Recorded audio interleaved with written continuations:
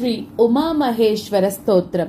नमः शिवाभ्यां नवयौवनाभ्यां परस्पराश्लिष्टवपुर्तराभ्यां नागेन्द्रकन्या वृषकेतनाभ्यां नमो नमः शङ्कर पार्वतीभ्यां।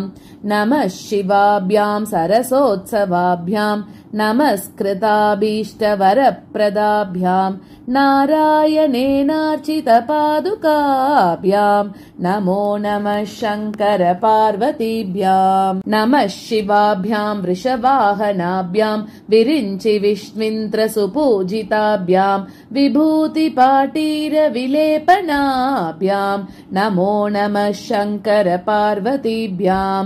नमः शिवाभ्यां जगदीश्वराभ्यां जगत्पदिभ्यां जयविग्रहाभ्यां जम्बारिमुख्यैरभिवन्दिताभ्यां नमो नमः शङ्कर पार्वतीभ्यां।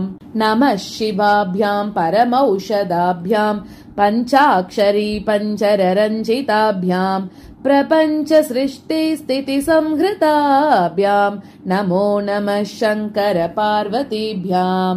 नमः शिवाभ्याम् अतिसुन्दराभ्याम् अद्यन्तमासक्तहृदम्बुजाभ्याम् अशेषलोकैकहितं कराभ्यां नमो नमः शङ्कर पार्वतीभ्यां।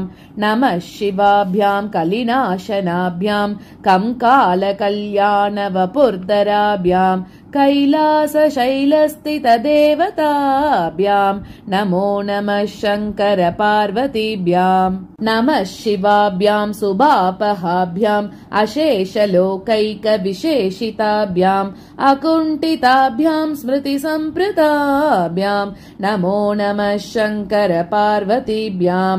नमः शिवाभ्यां रतवाहनाभ्यां रवीन्दुवैश्वानरलोचनाभ्यां राकाशचाङ्कापमुकाम्बुजाभ्यां नमो नमः शङ्कर पार्वतीभ्यां।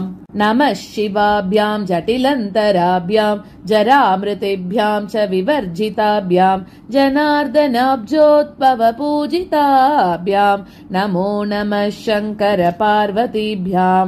नमः शिवाभ्यां विषमेक्षणाभ्यां बिल्वच्छदामल्लिकदामभृद्भ्यां शोभावती शान्तवतीश्वराभ्यां नमो नमः शङ्कर पार्वतीभ्यां।